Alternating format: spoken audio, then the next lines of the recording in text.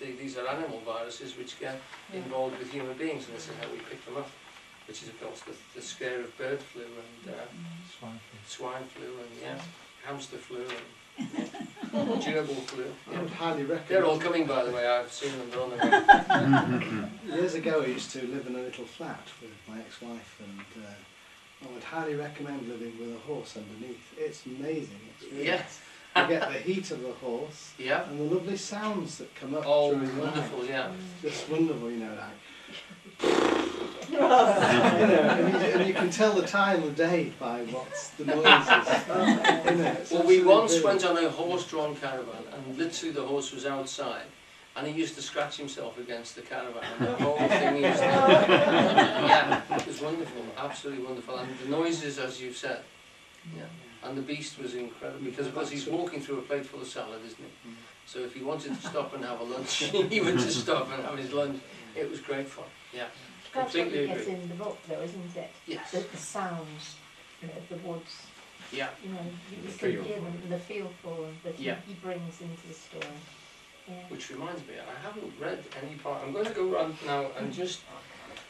What we've got here also is a touch of town and country, and Grahame is distinctly bedded in the country, and we've got the town as well. And I'm just going to give a little reading from...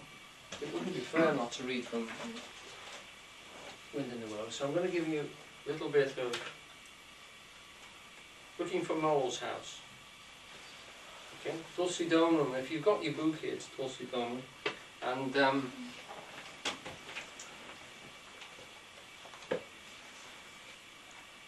the animals did not hold with villages, and their own highways, thickly frequented as they were, took an independent course, regardless of church, post office, or public house. Oh, never mind, said the rat. At this season of the year, they're all safely indoors by this time, sitting round the fire, men, women, children, dogs and cats and all. We shall slip through all right, without any bother or unpleasantness, and we can have a look at them through their windows, if you like, and see what they're doing. The rapid nightfall of mid-December had quite beset the little village as they approached it on soft feet over a first thin fall of powdery snow.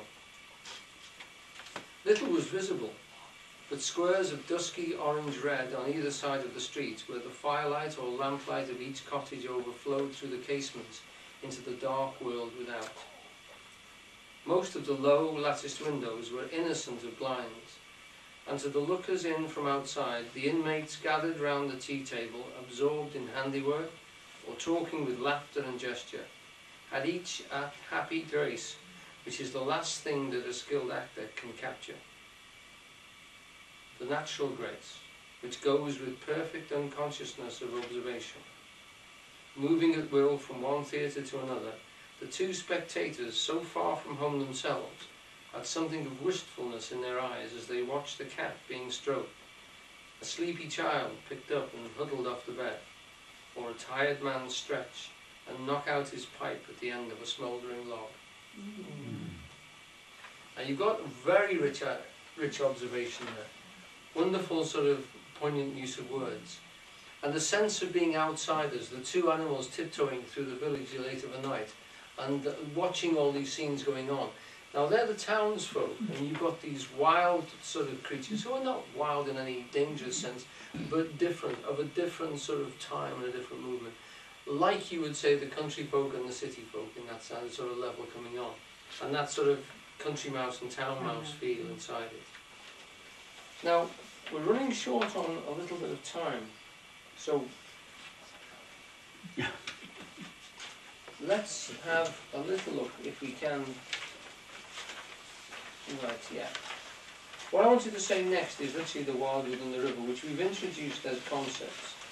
The wildwood as a metaphor for all those energies inside of us, the primordial power, if you like, of energy of nature, working through us as a force, which constantly we forget about. We don't recognise the fact of our own breath. We forget the fact that we are a living force, that we are nature, we are as natural as everything around us, and that we are structured and interrelated with everything about us as well.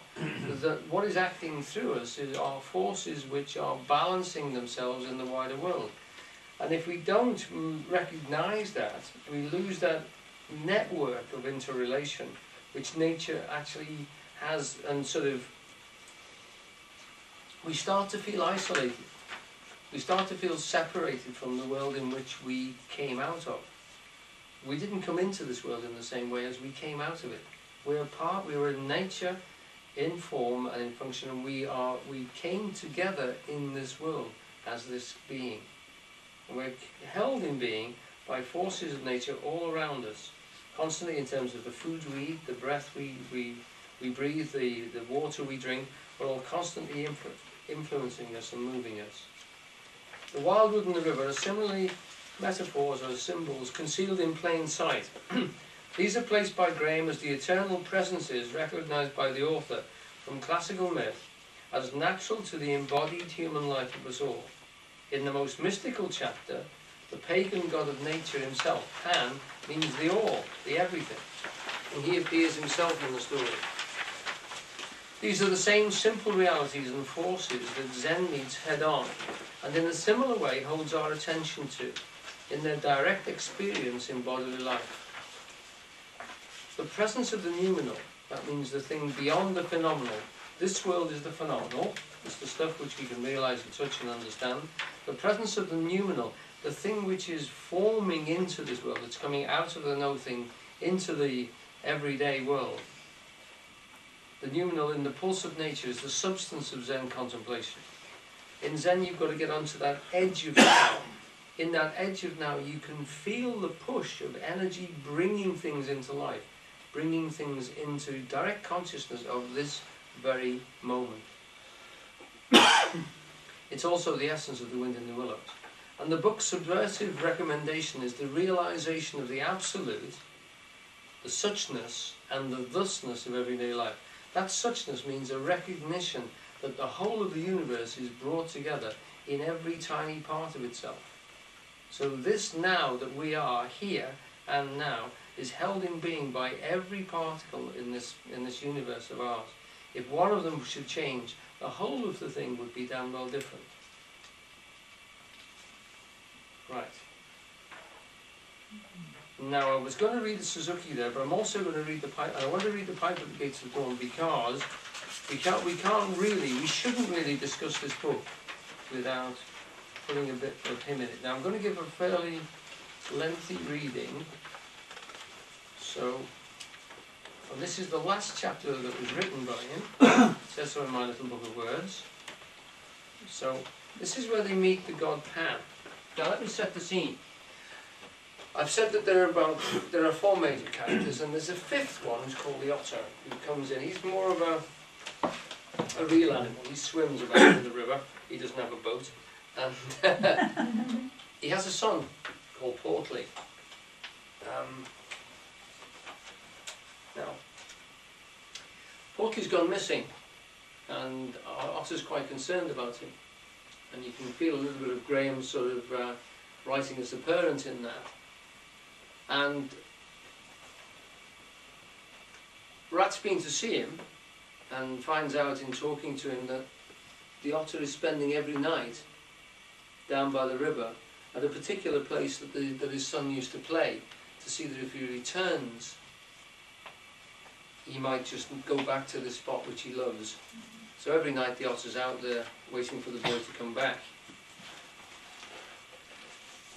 And he comes back and he tells Mole about this, and they're all sitting by the fire.